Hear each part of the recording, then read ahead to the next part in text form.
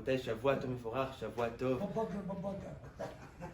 בעזרת השם נדמר את הצדיק רבי חיים פינטו, מדמר את הבבא סאלה, מהקדוש ברוך הוא בית השם, the entire קהל, ברכה והצלחה, בסייעתא דשמיא גדולה, מהקדוש ברוך הוא בית השם, spell on everyone, שפע עד בלידה this week, and may this week בית השם, we all have a personal גאולה, and maybe בעזרת השם, the beginning of a גלות for all עם ישראל, but בגלוי, אמן כן יעצו בעזרת השם. You know, רבותיי, פרשת לך לך, we can learn something beautiful that I think we can all put into the equation, now that we're all trying to figure out what does life look like. Where do we stand in this very strange thing that we call life right now? And maybe it could help us, guide us, B'at Hashem, through this hard period of time and into a time of happiness and a time of B'at Hashem celebration. Amen. You know, Abotai, many of the Mekubalim give a lot of importance on the concept of Riyah. What is Riyah? Vision. Where Rabbi Nachman says, Riyah osa keli.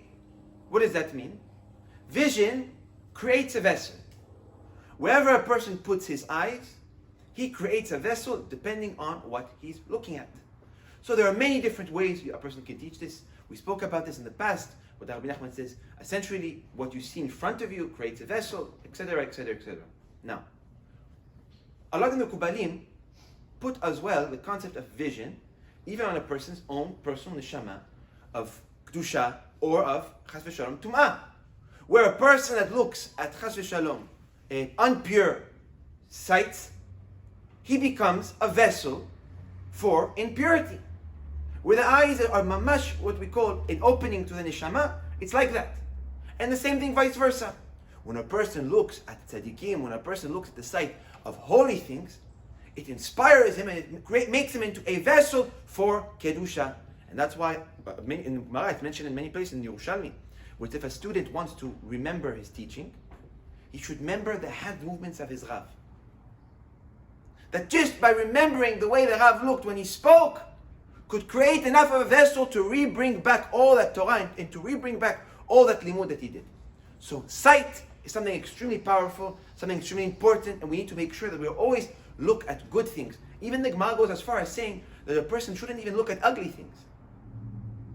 It says because ugly things could make a defect in one's neshama. And it makes perfect sense. When you look at something that is full of judgment, you feel a very strong judgment in your stomach.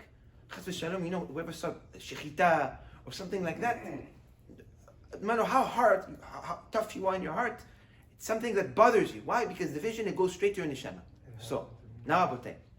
Vision is also powerful because of the fact of the matter that you could hear 1,000 different words and then see one thing and cancel out all those 1,000 things.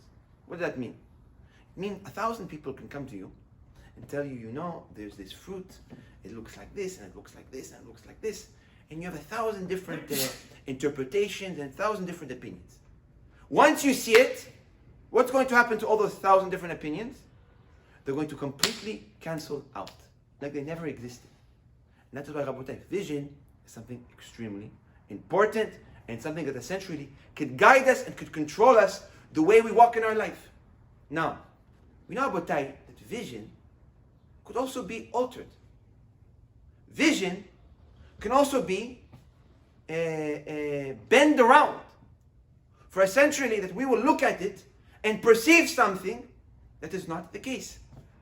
And that is exactly what we see in the end of last week's Parasha, in the beginning of this week's Parasha. We know, Abotai, that it says that when Bnei Israel left Egypt, HaKadosh Baruch Hu praises the land of Israel with so many words of shevach and praise and glory.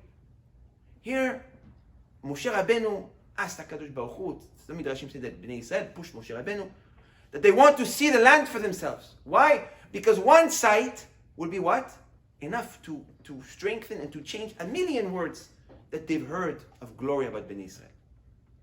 When HaKadosh Baruch Hu hears this, we're not going to get all the drashot. He was happy, he was not happy, he did it for his benefit, for Bnei Israel's benefit. We're not going to get into all that.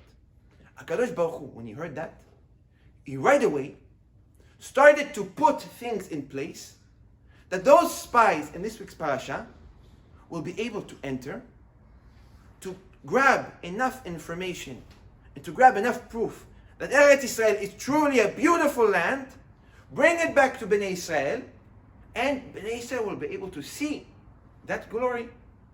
But you know, Abotai, it's not for no reason that we call the Satan Khamsan. Khamsan, what does Khamsan mean? It comes from the word Khamsa. Khamsa is 5. One of the names of the Satan is Khamsan. Why? Because he's a professional at hiding 4 out of 5 and showing you 1. Where the Satan is a professional at taking something that is black on white and somehow showing you just enough where it leaves enough of an opening where we can come to different conclusions. Where we see in this week's Parasha, HaKadosh Baruch Hu, before the coming of the spies, HaKadosh Baruch Hu said, what do I have to do? If the spies are going to come in, it's clear that they're foreigner people. So what's going to happen? The people that live in Canaan are going to start a war against those spies. They're going to kidnap those spies. So what did HaKadosh Baruch Hu do? HaKadosh Baruch Hu comes and he starts to create a epidemic, starts to create a disease in Canaan where people were just simply dying. Why? HaKadosh Baruch Hu said, if the people are going to be dying, they're going to be busy burying the dead, and they won't have enough time to pay attention to these 12 spies. HaKadosh Baruch Hu said, I want to show them the glory of the land of Eretz Israel. So he brought them big fruit, where we know it says that the size of the fruit was something that was out of normal. Big miracles HaKadosh Baruch Hu brought to Bnei Israel. Something that was able for all of us to see. What did the Satan do? Even though he had those black and white sights, he was able to hide enough in order for Bnei Israel to come to what? To come to a completely different conclusion. Where we see that Bnei Israel, what did the spies say? They said, look, this is a cursed land. People are dying left and right. They didn't see the fact that HaKadosh Baruch Hu, he was killing them in order to distract them. The spies, they looked at all the big fruit. They said, look at this big fruit. This belongs to those giants that live in those land. If the fruit is so big, imagine how the people are. So we see, Abotai, that even the way we see our world could be altered by the Yetzer Hara, could be altered by the Satan. And that, Abotai, is something that the Satan is a professional at. The Satan is a professional at taking what we see in our world and completely showing us a little bit, hiding enough to make us completely understand something which it is not. And that, Abotai, is what we need to keep in mind right now, at this period of time when we see so many things going around, to make sure to not judge this period of time and to not come with complaints to HaKadosh Baruch Hu. We saw about in this week's Parasha that after Bnei Israel, when they heard all these words of Lashon Hara against HaKadosh Baruch Hu and against Eretz Israel, what happened? It said Bnei Israel cried. Which those tears were tears of what? They were tears that had no reason. Because they were crying over something that HaKadosh Baruch Hu did for their own benefit. HaKadosh Baruch Hu killed the giants. HaKadosh Baruch Hu brought those big fruits. But still they were crying. What did the Torah say? Torah said, HaKadosh Baruch Hu said, you cry today on Tisha B'Av for no reason. You will cry to the end of days on Tisha B'Av with a reason.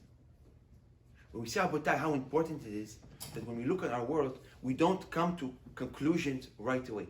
Those conclusions that we come to right away, just by our first glance, could be chas v'shalom, the doings of the Satan, and they could bring upon us, essentially, like no appreciation for HaKadosh Baruch Hu's efforts or for HaKadosh Baruch Hu's doings. We need to always remember, Abotai, that we are not able to see what exists in our world from every perspective. And the Satan at any given moment is going to try and will put things in our eyesight in order to make us think things that are not 100% accurate. So when we see about our world around us, today's day and age, completely going with bilbul, we cannot complain. Because clearly it's something HaKadosh Baruch Hu is doing. So why is he doing it? We can only assume that it's for our benefit. Because HaKadosh Baruch Hu throughout history has been doing that. So Abotai, when we look at what we see, we need to always make sure to judge it lekaf zchut. And that is a big mistake that the spies did in this week's Parasha. That is a big mistake that the sister of Moshe and Aharon did in last week's Parasha, where she judged Moshe Rabbeinu unfavorably for what she saw and not for what judging properly. And that, Abotai, what chas v'shalom we can end up doing ourselves. We could end up complaining and saying, why this and why that and why this and why that, when really HaKadosh Baruch Hu is trying to do something for our benefit. So Abotay, let's not fall in that mistake. Let's not fall in that place that Chas v'Shalom. HaKadosh Baruch Hu will be working for us, and we will take that for granted, and we will use that miracle with no respect. Abotay, if we look at our world and we always judge it favorably, and we always keep in mind the fact that HaKadosh Baruch Hu is guiding every single step, things that look good, things that don't look good. Like we said last Parasha, Al pi Hashem Yisao, ve'al pi Hashem Yechanu. On Hashem's will you move, and on Hashem's will you sit. Everything, Abotay, is guided from Hashem. If it is guided from Hashem, we know that Kudsha Barichu will not do anything that is not for our benefit, or anything that is bad for us. And we keep that in mind, that Hashem, Abotay, we will always be in positivity, we will always have beracha, and HaKadosh Baruch Hu will always be to stand with us and protect us and guide us, Hashem, through these hard times. Amen.